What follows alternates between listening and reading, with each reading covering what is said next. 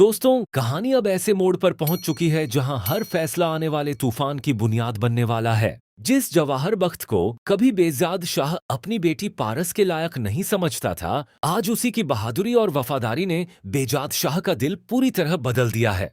अब उसे यकीन हो चुका है कि अगर उसकी इकलौती बेटी की हिफाजत और खुशियां किसी के साथ महफूज हैं, तो वह सिर्फ और सिर्फ जवाहर बख्त है। वह लम्हा हर किसी की आंखों में ताजा था जब वहाब दुरानी ने पारस को अगवा करके जबरदस्ती उससे निकाह पढ़वाने की कोशिश की थी। पारस बेबस जरूर थी, लेकिन उसने आखिरी सांस तक हार नहीं मानी। ठीक उसी वक्त जवाहर बख्त बिजली की तरह वहां पहुंचा। उसने अपनी जान की परवाह किए बगैर अकेले ही वहाब दुरानी और उसके गुर्गों का मुकाबला किया। गोलियां चलीं, हाथापाई हुई, लेकिन आखिरकार जवाहर ने न सिर्फ पारस को बचा लिया, बल्कि जबरदस्ती होने वाला वह निकाह भी रुकवा दिया। यही वह मंजर था जिसने बेजाद शाह की सोच बदल दी। उसे एहसास हो गया कि दौलत, शोहरत और खानदानी रुतबा इंसान की असली पहचान नहीं होते, बल्कि मुश्किल वक्त में जो अपनी जान दांव पर लगाकर अपनों की हिफाजत करे, वही असल मायनों में सबसे बड़ा इंसान होता है। इसी एहसास के साथ बेजाद शाह पूरे खानदान के सामने खड़ा होकर ऐसा ऐलान करता है जिसे सुनकर हर कोई हैरान रह जाता है। वह बुलंद आवाज में कहता है, आज से पारस का निकाह सिर्फ और सिर्फ जवाहर बख्त के साथ होगा। मैं अपनी बेटी का हाथ उसी इंसान के हाथ में दूंगा जिसने मेरी इज्जत और मेरी औलाद दोनों की हिफाजत की है। यह निकाह पूरे शानो शौकत और धूमधाम से अंजाम दिया जाएगा। बेजाद शाह का यह फैसला सुनते ही पूरे घर में सन्नाटा छा जाता है। कुछ लोगों की आंखों में खुशी के आंसू होते हैं, तो कुछ के चेहरों का रंग उड़ जाता है।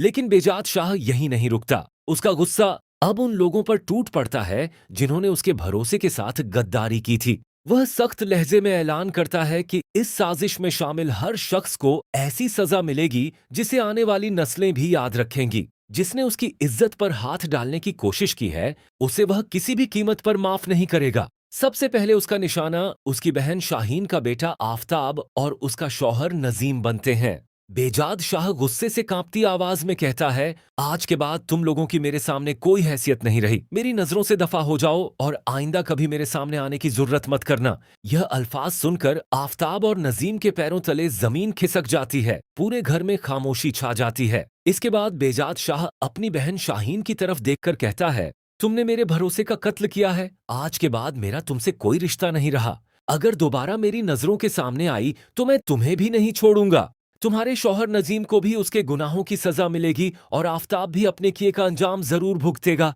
जिसने मेरी इज्जत पर हाथ डालने की कोशिश की है, मैं उसे मिट्टी में मिला दूंगा। उधर दूसरी तरफ जवाहर बख्त वहाब दुरानी का पीछा करते हुए उसे गोलियों का निशाना बना देता है। वहाब बुरी तरह जख्मी होकर जमीन पर गिर पड़ता है।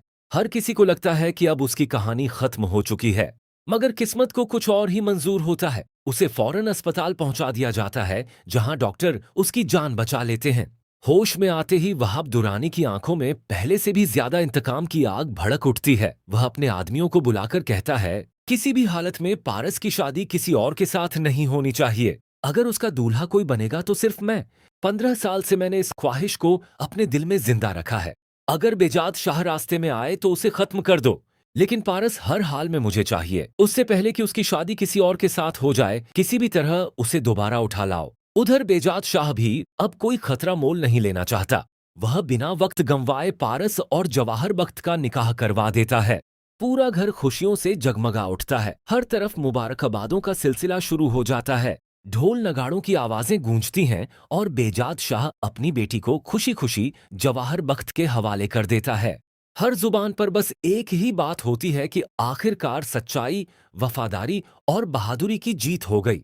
लेकिन जवाहर बख्त की जिंदगी का सबसे बड़ा इम्तिहान अभी बाकी था। उसकी अपनी मंगेतर इस निकाह को किसी भी कीमत पर कबूल करने के लिए तैयार नहीं होती। वह इसे अपनी बेइज्जती समझती है और जवाहर पर दबाव डालने की कोशिश करती है। मगर जवाहर बख्त इस वक्त किसी और रिश्ते के बारे में सोचने के बजाय सिर्फ पारस की हिफाजत को अपनी पहली जिम्मेदारी समझता है। यही वजह है कि वह अपनी मंगेतर की नाराजगी को नजरअंदाज करते हुए पूरे होशो हवास के साथ पारस से निकाह कर लेता है।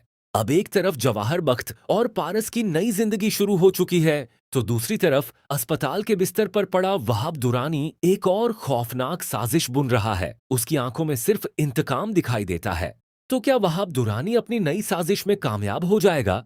क्या पारस और जवाहर बख्त की खुशियां फिर से खतरे में पड़ जाएंगी, या इस बार जवाहर अपने सबसे बड़े दुश्मन का हमेशा के लिए खात्मा कर देगा? इन तमाम सवालों का जवाब आपको कहानी के अगले धमाकेदार एपिसोड में मिलेगा।